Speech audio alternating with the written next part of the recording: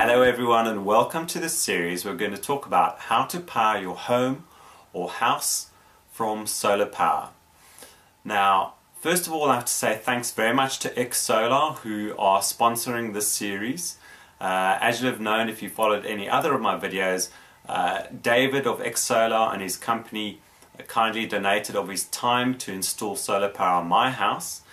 And what I like about Solar and the company is that, for one, they have a great choice and variety in terms of products and brands. David himself, like me, enjoys tinkering and finding solutions to problems. So he enjoys very much getting involved in the technology and making it work well. So I certainly appreciate their input.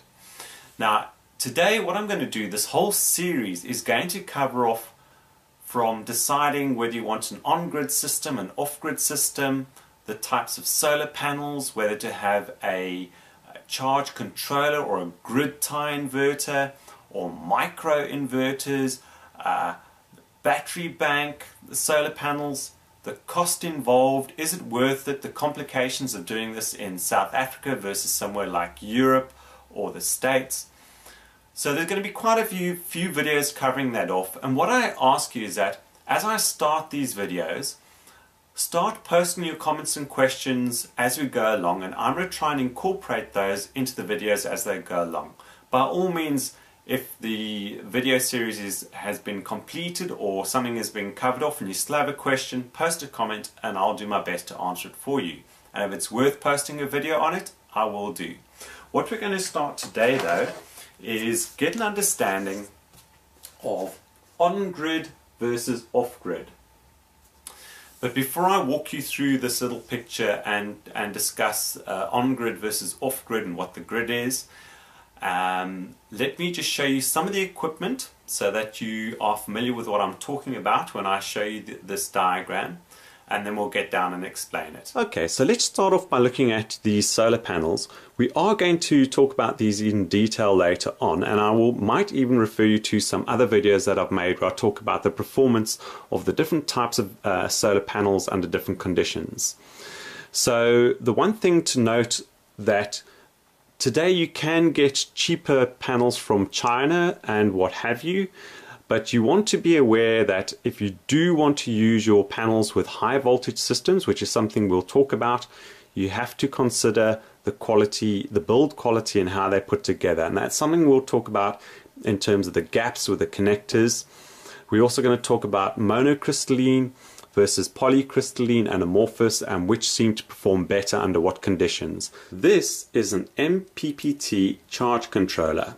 So it's a maximum power point tracking charge controller, and this device is something I'll point out which is especially useful in off-grid systems, as it takes the power from the solar panels, it converts it, it does a DC to DC conversion so that it's at the right voltage for your battery bank to charge a set of batteries.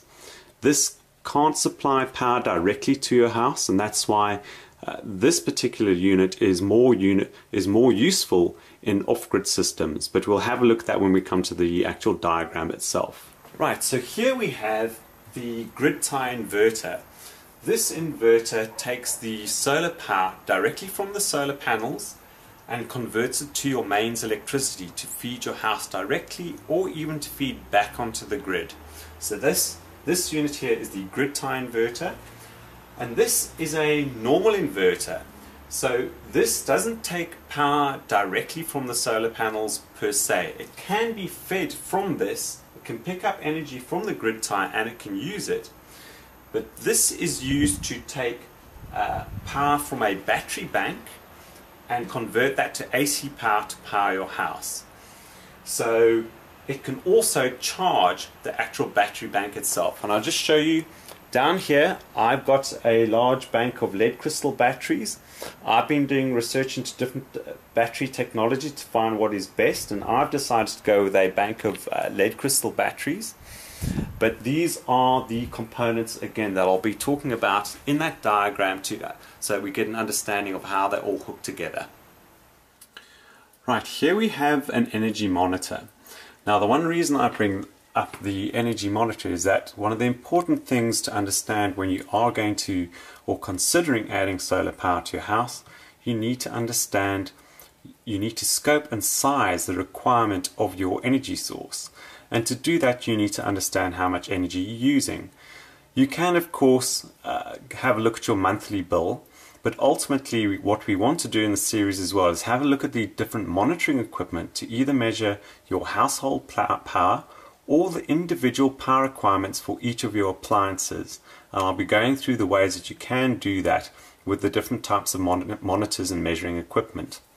Now, the other thing that we'll also be talking about in the system, particularly when it comes to understanding the solar energy in a South African context, is the prepaid meter, the different type of energy meters that your power company can provide you with, and the potential challenges that they can pose. So this is obviously the power company energy meter. This is a battery monitor. And a lot of this equipment, what I will do for the more advanced people is I'm going to go into individual tutorials on how these work and how you can configure them, because these have lots of configuration parameters to make them work properly so that you can monitor your installation correctly. Right. One of the other things we will be talking about is how to make your house run more efficiently. Because the more efficient you make your house run, the less power you need from your solar system, which is going to potentially be expensive.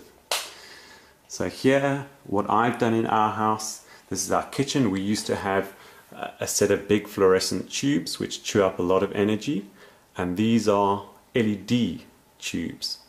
Now, these only use a third of the power that a normal set of fluorescent tubes use.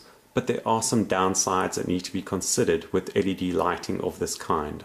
I have other LED lighting in my house, and I'll walk you through that and try and show you when LED lighting is appropriate or not, and also CFL lighting as well.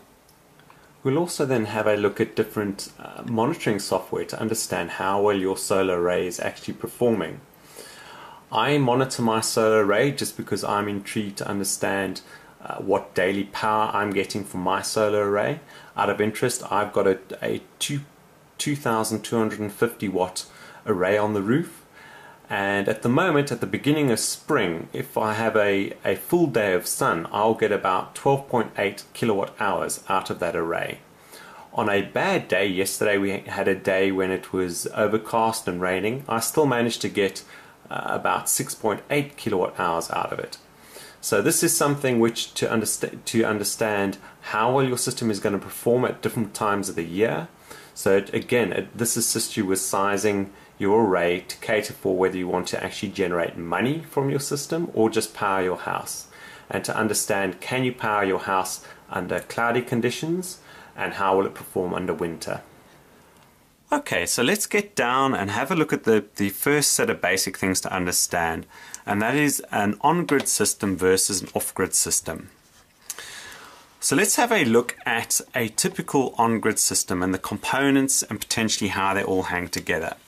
So first of all, when we talk about on-grid, we're talking the grid would be your electrical power company, or in the case of South Africa, we'd say Eskom, because we have a national power company. There is no competition, it's just one supplier. But the grid feed basically is the electricity feed which comes into your house as AC power, and that can be in the States, it'll be 110 volts, or in South Africa it's 220, or in the UK it's 240. So that is your main grid feed into your house. Now, to get solar power onto your grid-connected house, you could then have a solar panel which is installed on your roof or on your property somewhere. It can then feed a grid tie inverter. Now, you remember I pointed out that grid tie inverter. What that grid tie inverter does, it takes the direct current or DC power that comes from your solar panel, and it directly converts it to AC power, which can directly power your house. Now, this is probably one of the cheapest and most efficient ways of having a system power or using solar power to power your house. The other option is to use, as I pointed out, that MPPT charge controller. you could have that, these dotted lines I've got going to what I've noted here is a Flex Max, which is the model of the charge controller I have. So it could feed a charge controller which then charges a bank of batteries. That bank of batteries would then have to go through a separate big inverter, which if you remember I also pointed out, and that would then convert that to AC power to power your house.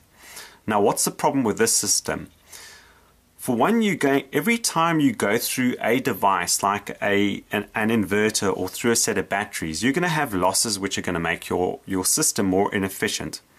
So in this case, if you didn't have the grid tie inverter and you went through your charge controller, you'd be going through there, you'd have losses over here. You're then putting power into a battery which has resistance and losses when you put it in.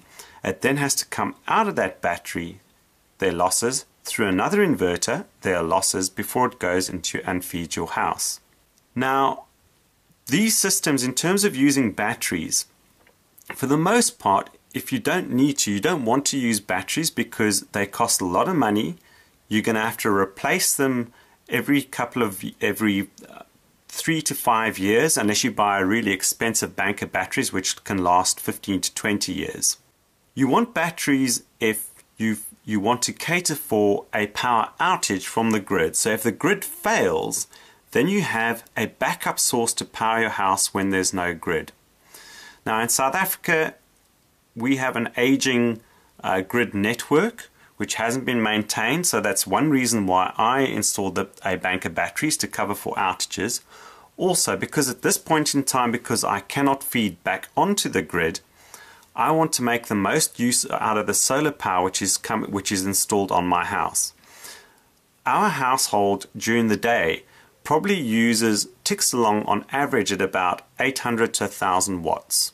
But I've got 2200 watts installed on our roof.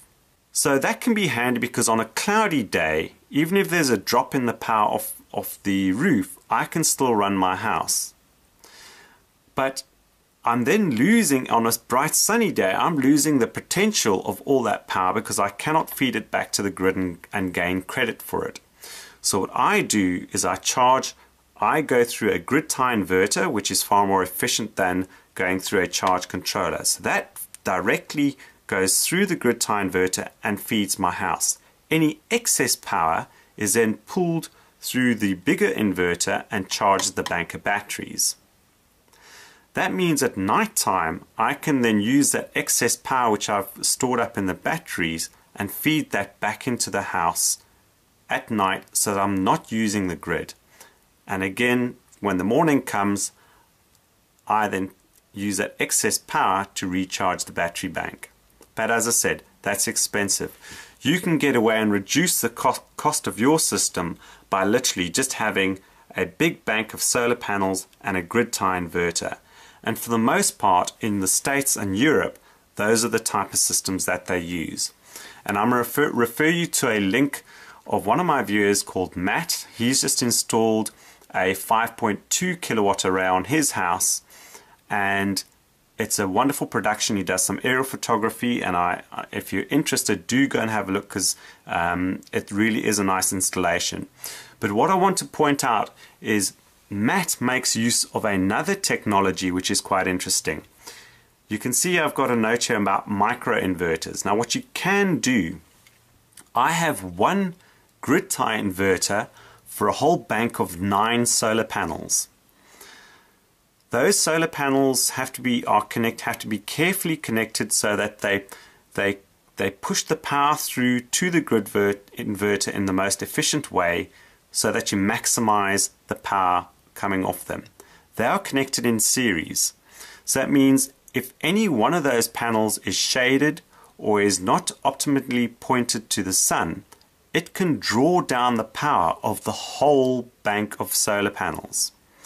Now that is something you have to be careful with installation, and something I have to live with because, for one, we don't here in South Africa have a big market of micro inverters. But on Matt's installation, he has one small inverter per solar panel.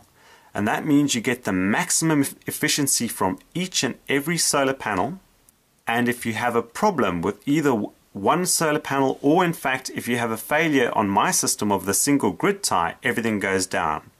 If you have a microinverter on each and every solar panel, you can still have a failure and have the rest of your array up and working, but just the one solar panel or inverter will be down. So let's just talk about feeding back onto the grid.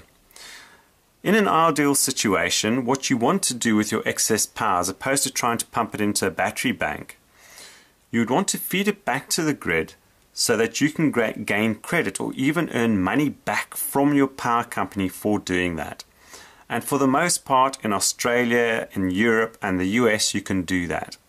Here in South Africa, unfortunately, we're a bit behind the times. We are playing catch up. It's about to happen. They're about to bring in this thing called net metering, which is what they meter to understand what you use and what you feed back. In some cases, no money exchanges hands.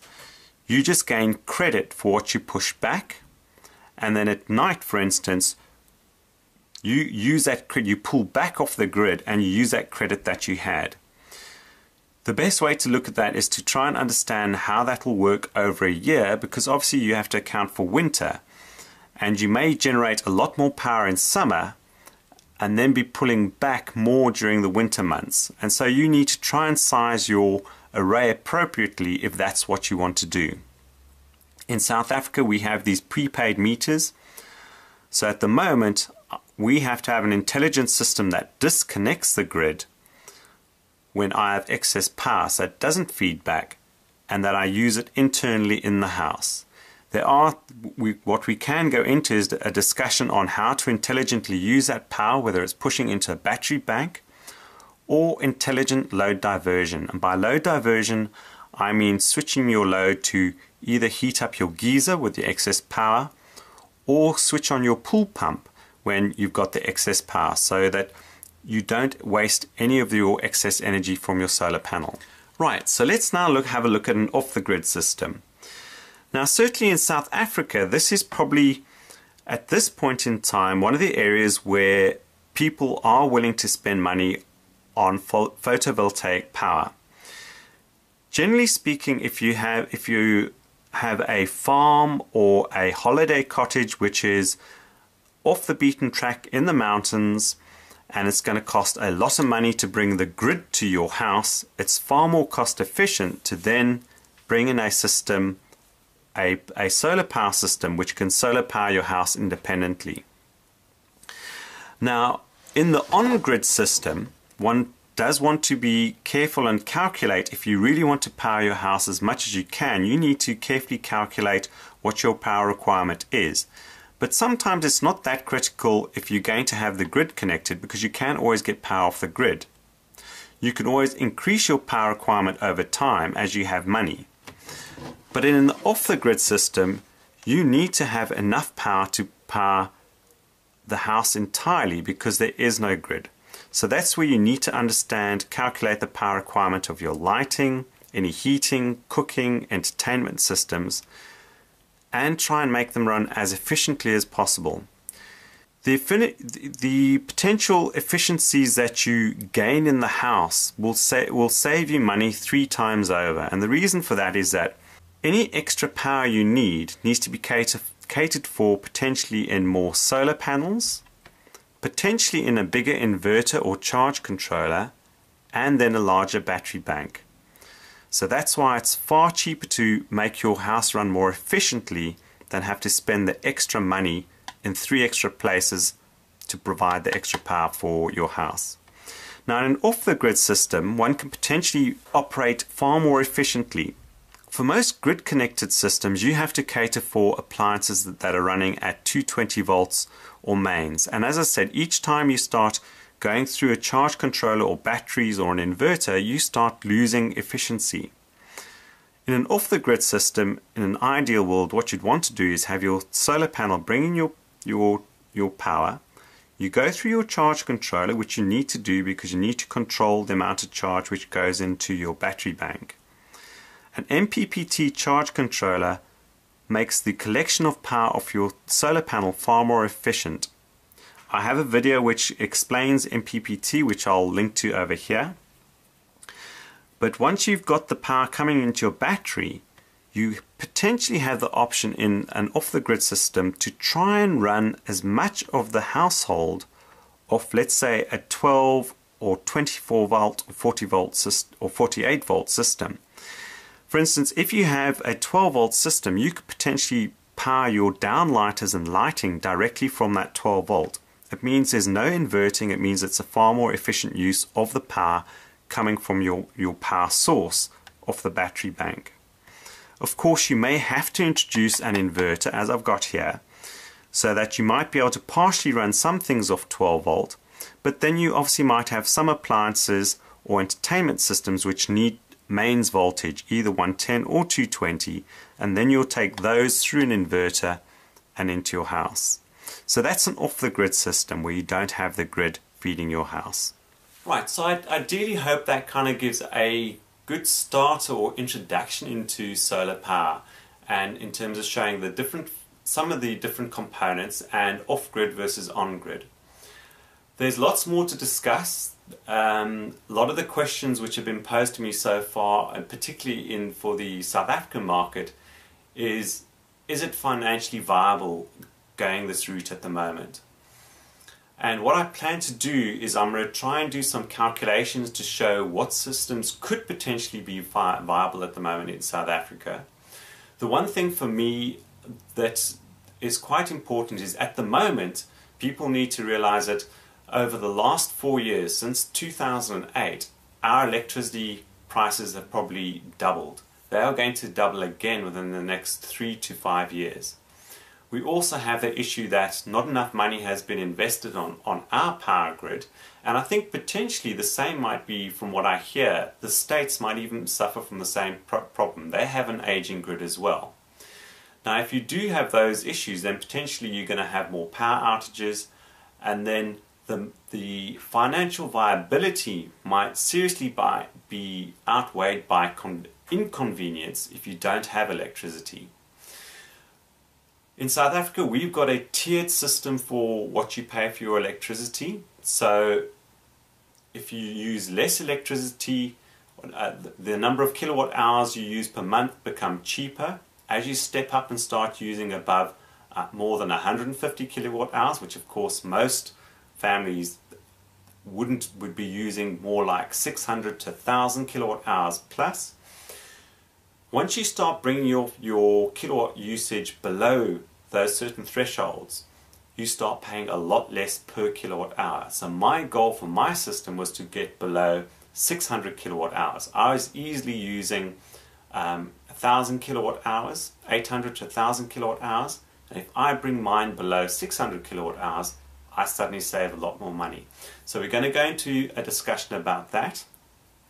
We also potentially where it becomes more viable, particularly for folks in Europe and the States, is that you get rebates for your systems. In South Africa, we don't. So, as I said, please do pose your questions.